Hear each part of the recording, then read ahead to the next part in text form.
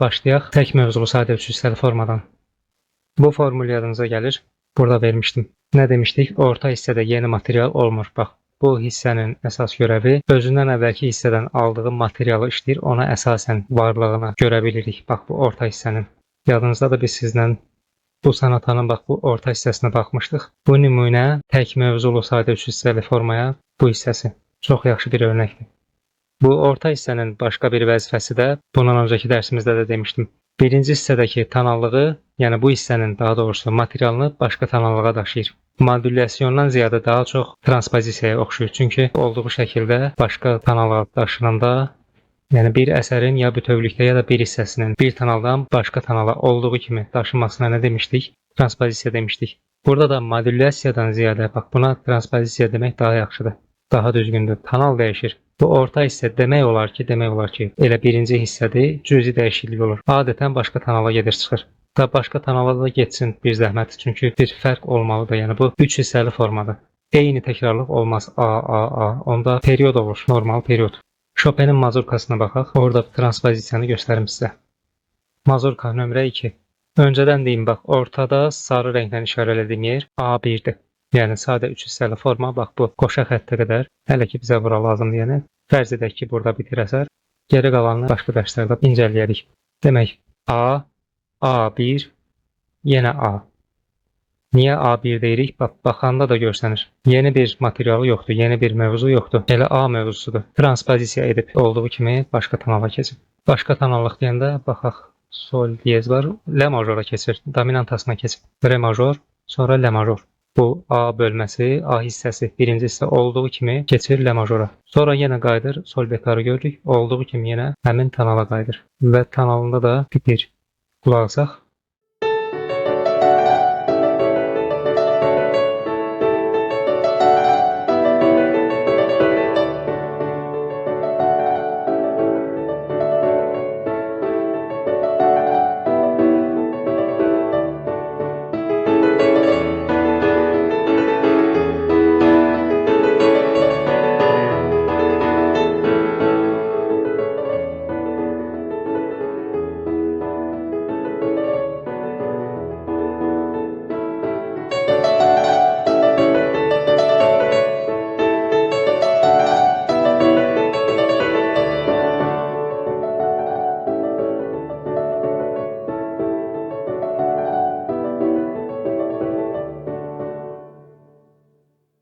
Hiss elədiniz, ümid edirəm bu ortadakı transpozisiyonu.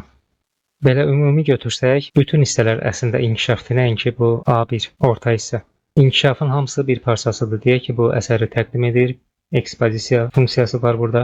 İlk nümayişdir, ən azından ilk dəfə nümayiş olunur. Bu da inkişafa bir yol açır. Əslində inkişafın başlanğıcı elə buradan olur. Cüzərti buradandır, yəni mənbə budur. Və sonra əsl bizim inkişaf dediyimiz hissə, sonra da inkişafın son mərhələsidir.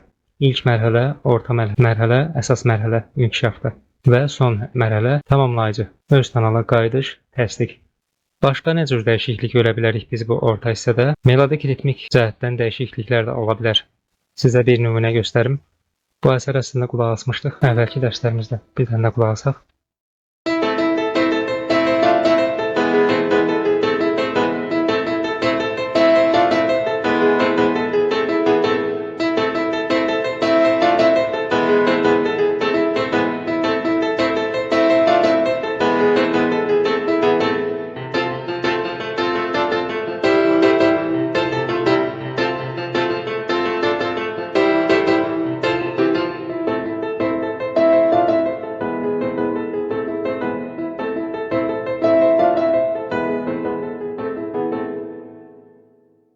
Orta hissə bax elə buradır. Sağ əldə, yəni melodiyada güya dəyişiklik var. Var, amma əslində nə baş verir? Burada sol əldəki ritmik quruluş demək olar ki, sağ ələ köçür. Cüzi fərqlər var da, demək olar ki deyəndə, burada ortada pauza gedib, amma burada pauza yoxdur. Burada məsələn axırda bir not var və s. Sol əlin ritmik quruluşu sağ ələ keçir, sağ əlinki də bax burada orta hissədə sol ələ keçir, bura keçir. Bir bütünlük varmı? Var. Tək melodiyaya baxsaq, əgər bax, təkcə melodiyanı açım, çox böyük fərq hiss oluna bilər. Bu reprizanı götürürəm hələlik. Birbaşa istəyirəm, axsın, qulaq asaq.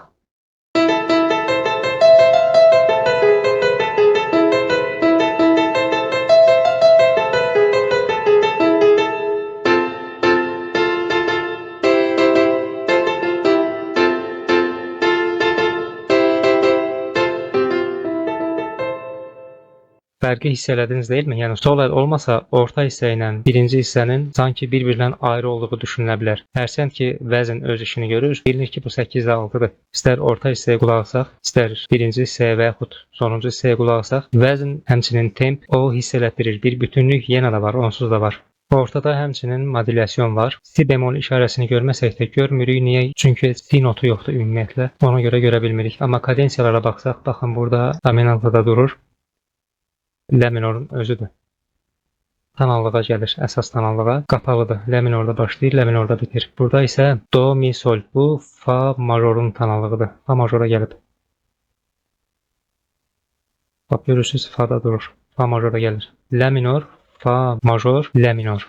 Maraqlıdır. Niyə re minor demirik? Re minor olsa dolarda diyez ola bilərdi. Heç olmasa bir dənəsində. Bu ki dominantadır. Re minorda olmalıdır. Lə, do diyezi görməliydik. Mən ona görə bunu fa major olaraq qəbul edirəm. Uzun sözün qısası, bax burada melodik ritmik dəyişiklik var. Həm biraz melodiya dəyişir, həm də ritm dəyişir. Amma bu melodiya göydən düşmür. Bu sadə formadır. Mütləq şəkildə ki, orta hissə, birinci hissədən nəsə götürür. Yeni melodiya sayılmır bu. Ona görə bura bir mövzulu sayılır. Bu nümunə bir mövzulu, sadə 3 hissəli formada yazılıb bu nümunə, bu əsər. Sadəcə yer dəyişmə var. İnsanı biraz aldadır, qulağını aldadır. Amma diqqətlə qulaq asan təbii ki, yer dəyişməni də hiss eləyə bilir. Bu melodiya təkrar olur, eyni ilə təkrar olur. Kadensiyalarına filan baxırıq, hamısı eyni, davam edir. Mexani xaricimiz burada qalıb. Bax bu. Dəqiq, tamamilə dəqiq təkrardır. Yəni statikdir. İndidən qulağınız, gözünüz alışsın. Reprizləri ayrı izah eləyəcəm. Bəlkə bu əsərə yenə baxarıq orada.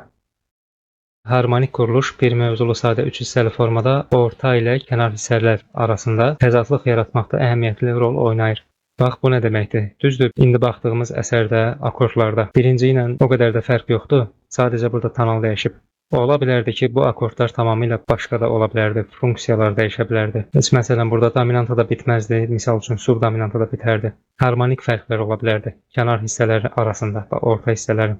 Niyə buradan misal çəkirəm? Hazır burada akordlar, intervallar var. Ona görə, yəni görsəl olaraq daha rahat başa düşməyinizi istəyirəm. Yəni burada harmonik qarışıqlıq baş verə bilərdi, ziddiyyət baş verə bilərdi.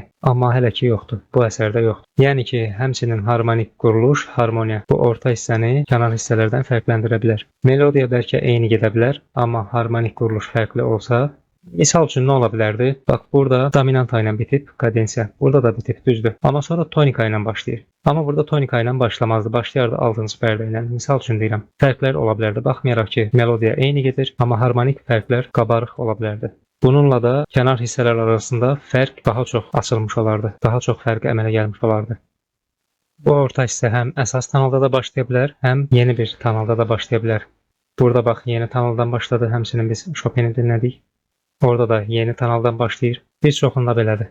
Bəzən də polifonik şəkildə olur orta hissələr imitasyonla, həmçinin sonda da ola bilər, əvvəldə də ola bilər. Polifonik forma əlamətləri sadə 3 hissəli formalarda özünü göstərir. Baxacağıq birazdan biz o nümunələrə. Daha çox tək mövzulu sadə 3 hissəli formalarda olmaqla, çox mövzulu sadə 3 hissəli formalarda da orta hissələrdə adətən dominant və yaxud qohum tonallıqlar, ola bilsin paralel tonallıq və yaxud subdominant tonallıqlara keçid, yaxın tonallar, yəni ortaq səslərin çox olduğu tonallıqlara modulyasiyon və yaxud transpozisiyon mümkündür daha çox. Əgər həcm biraz böyükdürsə, daha böyük olanlarda biraz uzaq tonallıqlara da gedişlər olur, yönəlmələr olur, modulyasiyon olur, transpozisyonda olur. Amma belə klassik qayda qanunlara baxanda, yəni əksər hallarda orta hissə üçün əsas tonallığın dominantası və ya dominanta tonallığının tonikasında bitən yarım kadensiya xasdır orta hissə üçün, yarım kadensiya. Nəyə görə? Çünki 3-cü hissəyə bax, reprizaya bir hazırlıq yaradır, predikt yaradır. Bu zaman o predikt, bunun haqqında əlavə məlumat verəcəm sizə, ayrıca məlumat verəcəm. Hazırlıq mərhələsi deyim və o hazırlıq mərhələsində əlavə kadensiya da mümkündür. Həcm etibarilə belə hallarda, bax bu formada orta hissə birinci hissəyə yaxın olur. Amma ondan kiçik də ola bilər. Birinci dərsimizdə nə demişdik bundan əvvəl? Period formasında böyük olmur, kiçik olur. Hətta bir nümunəyə baxdıq, orada bir dənə cümlə var idi. İstəyirsiniz sizə bir dənə nümunə göstərim. Bax orada da bizə dənə cümlə var orta hissədə. Bu arada unutmadan deyim. Ola bilər ki, orta hissə biraz çox inkişaf eləsin, genişlənmə filan olsun periodun içində. Onda hə, birinci hissədən böyük ola bilər. Çox mövzulu sadə 3 hissəli formalarda həmçinin orta hissə ola bilər ki, birdən böyük olsun. Bunlarda çox belə hallar olur bu çox mövzularda. Orta hissə kiçik olmur, adətən böyük olur. Bagatel lə minor, Beethoven'dən Für Elizlə qarışdırmayaq. O da baqateldir, həmçinin ləmin orada, amma o 25 nömrəlidir, bu 9 nömrəlidir. Reprizanı götürürəm müvəqqəti olaraq.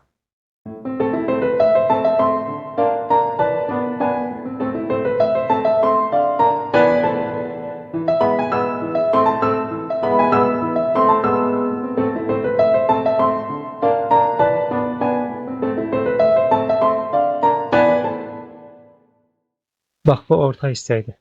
Buna hətta cümlə yox, elə fraza da demək olar belə baxanda. Hərçənd ki, dominantada kadensiyası var. Nə bilim, tematik olaraq təkrar quruluşludur. Bir motiv, iki motiv, bu bir fraza, ikinci fraza. Burada periodluq var, yəni təkrar, kadensiya da var, fermata var, cezura var. Cümlə də demək olar. Olsun cümlə nəhayətində bu hissədən, kənar hissələrdən, birinci hissədən və üçüncü hissədən kiçikdir. Bunlar perioddur, 1-lə 3. Orta hissə cümlədir. Burada bax, polifonik də demişdim, sizə göstərəcəm. Polifonik formaların əlamətləri. Kanon var.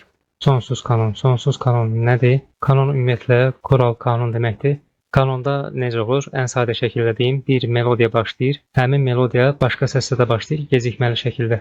Buradakı sonsuz kanondur. Niyə görə? Çünki başladığı səsə qayıda bilir və təzədən yenə davam edir. Bax, başladığı səsə qayıdıb və yenə davam eləmək imkanı var. Sadəcə burada bəstəkar bunu eləmir, amma növ etibarilə mən kanonları sizə ayrı izah edərəm. Burada sonsuz kanon var. Orta hissədə də sekvensiyallıq görə bilirik. Bax, burada var, burada var. Sekvensiyallıq var. Yuxarı hərəkət, qalxanvari hərəkət deyirlər buna. Melodiyanın qalxanvari hərəkəti və aşağı yönlü hərəkət var, enən. Bax, burada biraz da aşağı düşür, yuxarı qalxır, aşağı. Bu da dalğavari hərəkətdir. Burada daha yaxşı özünü göstərir. Bax, dalğavari. Düşür, qalxır, biraz düşür. Belə, qulaq asaq. İşarələndirməyə ehtiyacı varmı bilmirəm. Yenə də işarəliyim, rəngləndirim. Bu bizim orta hissəmiz. Sol ələdə ataq. Tamam. Reprizanı yenə silirəm. Əsasən bax, bu təqib edən, davam edən, gecikən bu melodiyanı bunun kimi invensiya, fuqa filan çalmışsa siz hər halda. Bax, bu çox səslini, ikinci səsi ayrıca dinləməyə çalışın.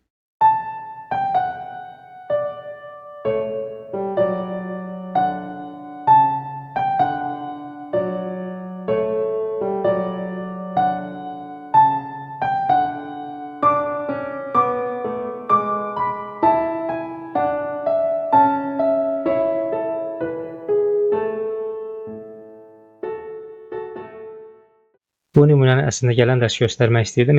Reprizalardan bəhs edəndə yenə baxarıq. Tək mövzulu sayılmır. Çox mövzulu, sadə üç hissəli forma sayılır. Bunu niyə göstərdim? Həm polifonik yediklər var, onu demək istədim. Polifonik texnikadan istifadə var, əlamətlər var. Həmçinin sekvensiyalar var.